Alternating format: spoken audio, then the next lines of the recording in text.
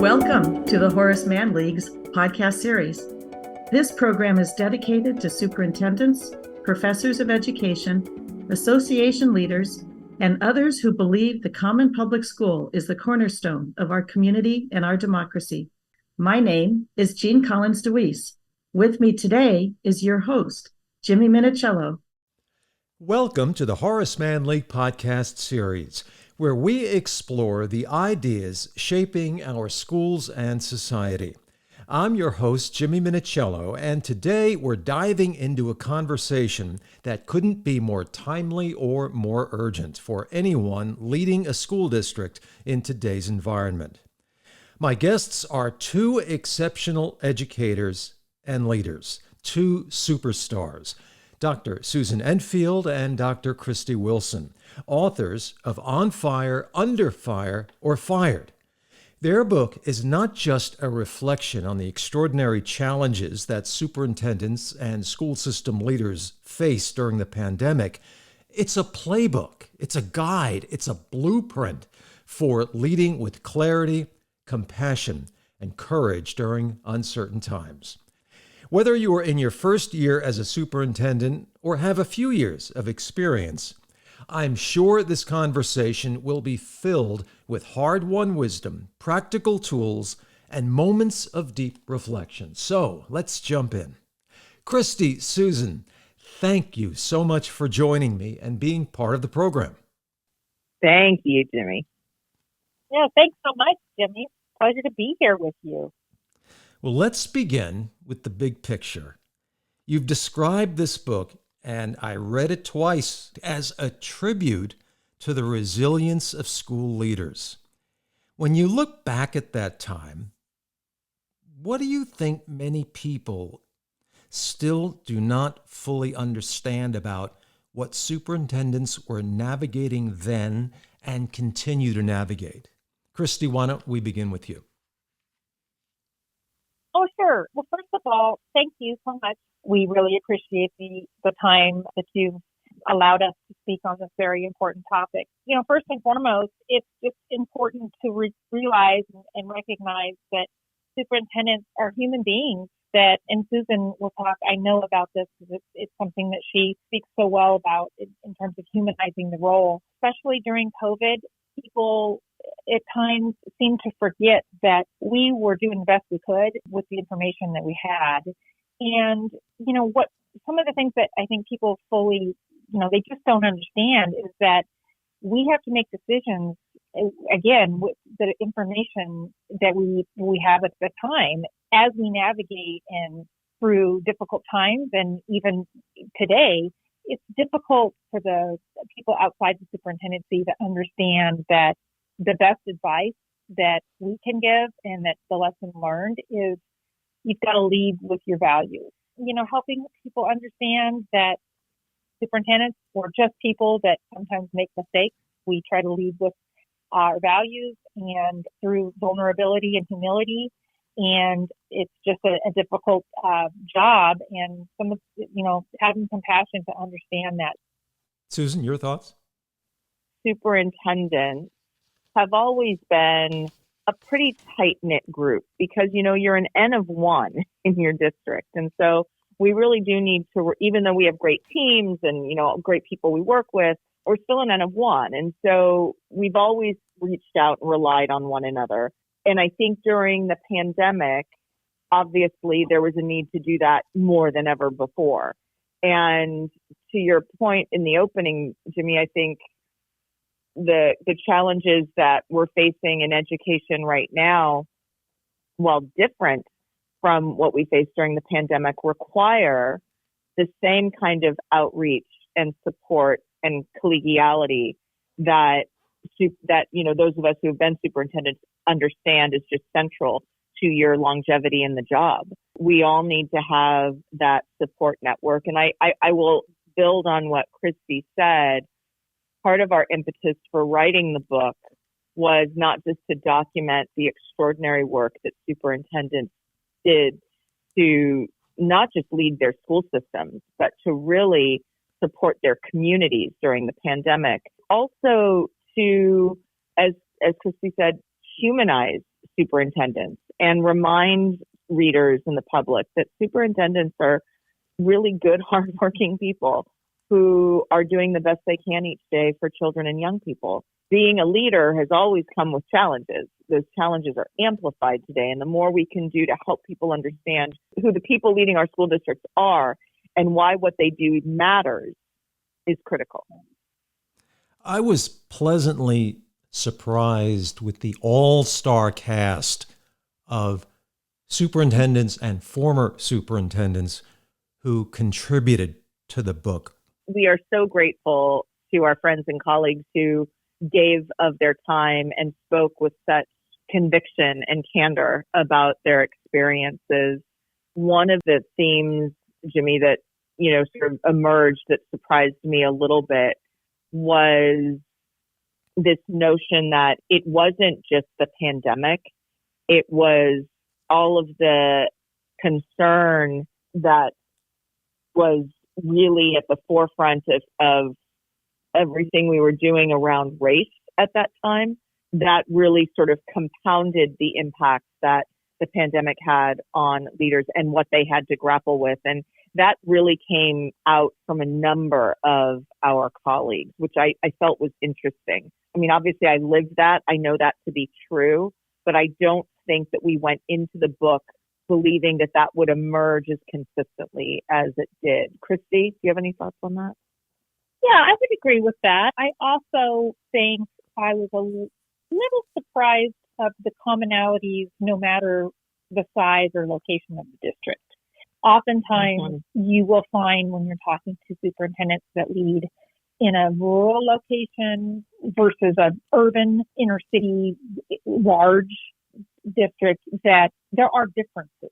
The commonalities and themes were very similar in that you had difficulties with mask mandates, for example, or teaching and learning, innovation pressures. It was the same, no matter what. The commonalities and challenges that superintendents face, sometimes the size and location will matter. Now, that being said, we did see that if you were in a particular region that was more conservative or less conservative, there were different politics. For the most part, and you know this because you read the book twice, at the end of each chapter, there are, emerging takeaways that sort of stress the commonalities.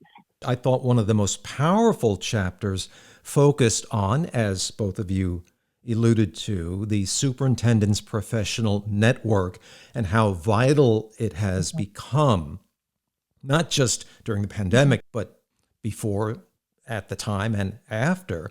Can you share a story where your network helped you resolve or solve a problem or an issue that you could not have tackled alone? Networks, to your point, have always been really incredibly important. Dave Schuler is quoted saying it's only a job if you allow it to be. I think back to several times during the pandemic, we had a group, and it's highlighted in the book, called the Sister Soup, where we would gather on most of the time it was on Sundays, where there were so many issues coming at us, and we didn't know how to navigate any of it. None of us did. So it was a place where we could come together and chat about how do you make decisions about when to open your schools, or just all kinds. But more than that, and I go back to vulnerability and humility, it was a safe place to express any type of situation in which you needed to rely on friends who are in the current position that you are in and work through how to problem solve. It's not so much what the topic was, it was the fact that there was a group of people there. It didn't, no matter how much time you needed, they were there for you to work through and problem solve. Susan, you may remember more specific. Yeah, I've got two, Jimmy, that I'll share. Superintendents are always busy, and gosh knows we were certainly busy during the pandemic. But I think to build on what Kristi was saying, we always really tried to not just make time for each other, but to reach out for each other. Because sometimes when you're struggling or going through it, you don't have the time or ability to reach out. So having someone reach out to you matters. I know Kristi and I have done that for each other over the years. But the two examples I would give you, the first one was, and they both are taken out of the book. My central office in Highline was vandalized, and it's that someone spray painted racist superintendent across it. And I remember, I think we'd had a Sister Soups gathering, and I'd talked a little bit about it. And Martha Salazar Zamora of Tomball School District in Texas, who's profiled in the book, I just remember her calling me afterwards just to make sure I was okay. That really stayed with me. And I think that's an example of how sometimes just that phone call can make all the difference, and that stays with you. And I think the other example I will give is from our friend Matt Miller, who was a superintendent in Ohio at the time. And as you know, Jimmy, I was in a district that was in the Seattle area. So we were some of the first in the country to close. And so we had a little bit of a head start from some districts in other parts of the country because of circumstance. And I remember Matt, and Matt tells this story frequently. Matt reached out to me and said, hey, so we're watching what's happening. We're preparing ourselves. What do I need to think of? And the first thing I told him to do was figure out how he was going to feed his students, get them devices, keep them connected. And he says he wasn't even thinking about that, right? He was thinking more, strategy, teaching and learning, like those things. All of those things were important. But what I reminded him was you have to focus on meeting the basic needs of your kids and families right now, and then figure out how you're going to deliver instruction. So I think those are just two examples of how making the time to reach out, taking the time to share what you were doing made all the difference for many of us. And I think that holds true today. AASA and other, organizations of which superintendents are involved in, those natural, authentic relationships are started, and the power of networking, which Chapter 2 spoke about, whether it's formal or informal, it's so important to continue. And it really just starts with someone saying, we need a place to convene, whether it be in person or virtual, to talk through the issues that we're facing. What about if you're a beginning district leader, especially in a small or rural school district, who may feel isolated? How can they establish a meaningful support system? It's vitally important that you should find a mentor or someone that you can rely on, because again, it's only lonely. That job is only lonely if you let it be. And there are so many people, Susan, myself, others, who are willing to help you succeed. So I know AASA and other organizations, universities, there's a lot of us out there who are willing to play that role of mentor. Our commitment is that we always answer the phone when the mentee calls. To Susan's point about Martha picking up the phone and calling and checking in on her, it's really that forming that relationship, be supportive, and then obviously working through solutions and problem solving because we've been there. I do think that there's people out there to provide that support, and it's vitally necessary, especially now, for their success. Jimmy, I would build on that by saying I think there's both informal and formal networking. So on the formal front, if you're a new superintendent, your state association typically has resources. Sometimes I know in the case of Washington State, they'll even assign you a mentor, a sitting superintendent that you can reach out to and who will help you. So I think reaching out to your state association is really important. In addition, as Kristi mentioned, AASA has lots of programs to support aspiring, new, and not so new anymore superintendents, because wherever you are in your career, you need support. Those are the formal ways that I would reach out. And Kristi's right that don't be afraid to pick up the phone and reach out to someone to build a relationship, because those informal networks that you'll build will be just as helpful to you, perhaps in sometimes even more so than the formal networks that you're a part of. You mentioned the AASA Leadership Network, and I would be remiss by not asking, what did it mean to both of you for your school districts, your teams, to host network cohort meetings in your respective locales? Not only what did it mean to you, what did it mean to your teams, your communities, the superintendents attending? part of being a superintendent is telling and sharing your district story and sharing the work you're doing, the lessons you're learning, and promoting the hard and extraordinary work that your team is doing. And so hosting those meetings is a great way to do all of that. It's a good shot in the arm for the district to realize that what they're doing is noteworthy and people are paying attention. I think it also can spur some really good questions and conversations about how we could be doing things better, because we are all in a cycle of continuous improvement. None of us has it all dialed in and figured out completely. And so having colleagues from elsewhere come in to learn from you, what you learn from them is just as valuable. For districts that are rural, and Buckeye was a rural district, kind of more suburban, did leadership programs and having a cohort visit some of the innovative things we were doing at the time did a couple of things. One is it helped our teachers and leaders network with others throughout the country, grow their skill sets in different ways, as what Susan was alluding to, and grow their network ability so that they learned. And it also helped put Buckeye on the map. So to Susan's point about telling the district story, sometimes you don't know what you don't know. And so any way you can help them advance their accomplishments and achievements by bringing in people, I think is just a great thing for staff, but it's also great for students. So the more we can do that, the better. Thank you both for those responses. One refrain in the book I think worth noting is hope, optimism, and problem solving, a mindset, but also a leadership stance. And what role does the emotional tone of the superintendent play in shaping a district's culture? The leader sets the tone. And so I remember during the pandemic, one of the things I really made it a point to do was put out messages of hope and continue to find ways to celebrate our staff and students and families. You know, the saying, hope is not a strategy, which is true, but it sure as heck is essential to get out of bed in the morning and execute on your strategy. So we had to maintain hope during that time.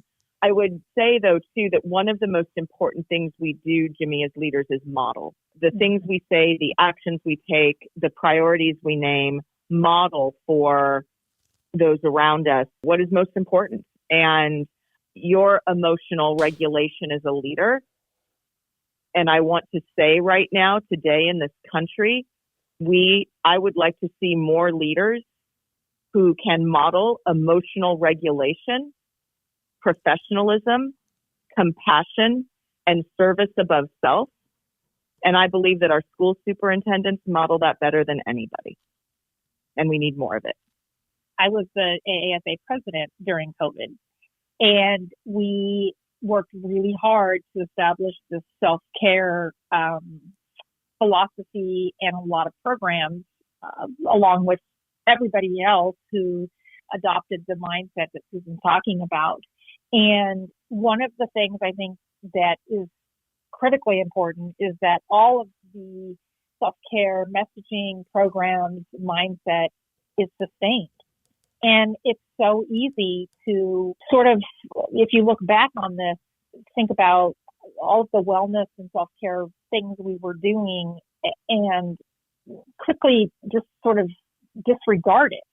And we paid critical, close attention to, journaling and a lot of practice, to Susan's point about modeling and actions. And now, I wonder if, as we've kind of gotten back into the role of, I would just say, post-COVID, if we've forgotten the lessons of self-care. And I like what you said, Susan, about the emotional, the tone of superintendents being, we do it better than anybody, and it's so necessary. So it's a great question, and I think it's critically important to keep, top of mind. Well, you're both describing characteristics of model leadership. What does that look like in practice? It starts with acknowledging that caring and courageous conversations and showing vulnerability and humility starts with the superintendent. And that, we saw examples of that all over the place during COVID. Some of us lost our jobs because, I'll go back to the beginning of the podcast, when you lead from your values and you take a stance on all kinds of practices, like making sure your kids are safe and your students and your staff are safe, and think about the mask mandates or keeping your schools open or closed or what have you. That's where there was just a lot of tension between the decisions that we made, and it continues on to this political point in time that we are seeing with curriculum decisions and all kinds of things. So, getting back to how you lead from an emotional stance, I think it starts with the acknowledgement of how people are feeling and what they need to be successful. Susan, anything you'd like to add to that? The need for courageous, compassionate leadership is greater today than it's ever been. And the more we can create spaces to support one another in doing that, we need to do. Earlier, you talked about community as well as family engagement. And certainly the pandemic, as you pointed out in the book, blurred the lines between home and school and the important term of family engagement. How can district leaders and their peers continue to build authentic partnerships with families right now? There's a lot of examples that we shared in the book on community engagement and family engagement, authentic engagement, and examples on how you make sure that their community and family engagement voices are included so that there's not this divide. And we want partnership. We've always strived for parents and families to feel included. The thing about COVID that we all know, it exposed both sides of the living rooms and in homes, and we all saw things that we maybe wouldn't have seen differently. And it gives an opportunity for partnership between family and community. As we are faced with, I think, of chronic absenteeism and just different issues where students need to be front and center, we can look to engaging families in a different way. And for me, when I look at this question, I'm thinking about the time of days, our schedules, when we start school, when school ends, and really engaging with families in the communities to partner with schools differently so that it's more authentic and families feel that they're included and they're part of the decision making so that kids are coming to school and staying in school. We've always known as superintendents that we can't, even if we wanted to, we can't do this work alone.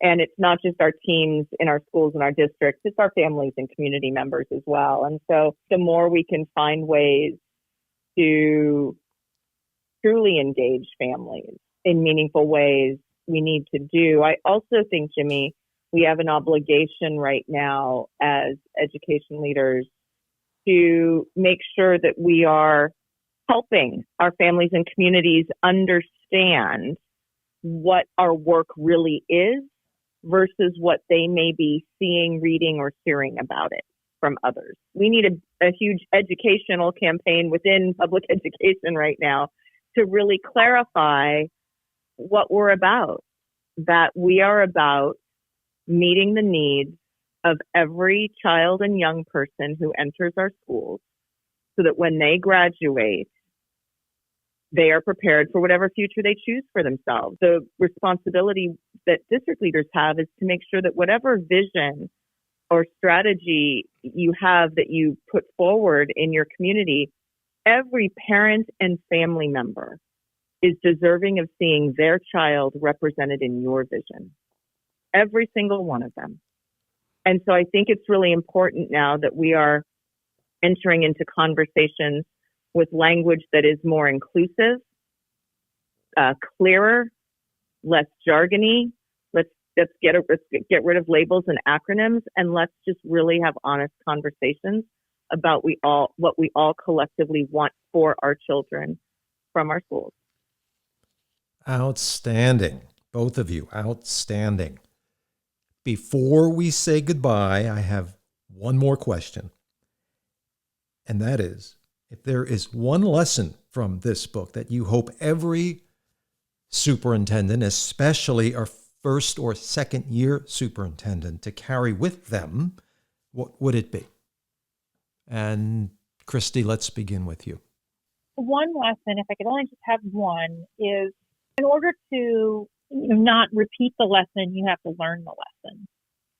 And a takeaway from COVID is we have an opportunity to be more collaborative with more people to change public education. And kind of what Susan was talking about, it starts with making sure that we have superintendents and good quality leaders at the top who are engaged in conversations about what it is we want kids to know and be able to do and be successful at the end of the day. So I'm encouraged in that there's a lot of lessons here, and we won't repeat them because when you know better, you do better. But I'm also encouraged that, and I will end with this, that I love being a superintendent. It was my favorite job. I think that it's a privilege and honor to lead a school district and get to go to work every day and do what superintendents do. There's an opportunity to clarify the role, to engage and inspire others to become superintendents and work with their communities to collaborate and continue providing public education. It's the best thing that we can possibly do for the future. That's what I hope is a great lesson that people take away from this book. One of the things that kept me in the profession as long as it did, and that I share with both aspiring new and veteran leaders alike, is I always made a clear distinction between the job and the work. It came from a place where, people would frequently ask me, do you love your job? And my pat response back in the day was, oh, of course. And then I started reflecting and I thought, do I every day really love my job?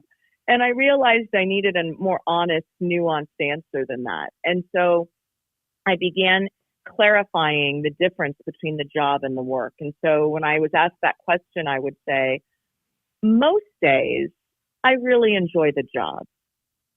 And the job comes with the politics, the attacks, the mundane, the frustrating, the bureaucratic, all of the things. And the job can grind you down. But the work of serving children and families, that is a gift, even on the hardest day. And so I think what helps keep me in it and what I hope keeps our current leaders in it for the long term is on the hard days, focus on the work, because the work is a gift. Well said again, both of you. Dr. Susan Enfield, Dr. Kristi Wilson, thank you for sharing your insight and your candor. On Fire, Under Fire, or Fired is more than a book. As I said earlier, it's a blueprint for leading with integrity in any profession. Thank you both for being with us. Thank you, Jimmy. Thank you, Jimmy. Well, to our listeners, if you're a new superintendent or guiding someone who is, this book definitely belongs on your shelf. And if you took something valuable from today's conversation, please share it. If someone would like to order a copy of the book, access bloomsbury.com or Amazon. Again, that's bloomsbury.com or Amazon. Once again, Susan and Kristi, thank you so much for our conversation today on the Horace Mann League Podcast series. And to our listeners, thank you for joining us. Have a wonderful day. You've been listening to the Horace Mann League podcast series. Our members are committed to man's ideal that the public school is one of the central unifying influences in American life. All of our podcasts are listed on YouTube, as well as the Horace Mann League website, hmleague.org. We also invite you to join the conversation through social media by accessing #HManLeague. Once again, thank you for listening. If someone would like to order a copy of the book, access bloomsbury.com or Amazon. Again, that's bloomsbury.com or Amazon.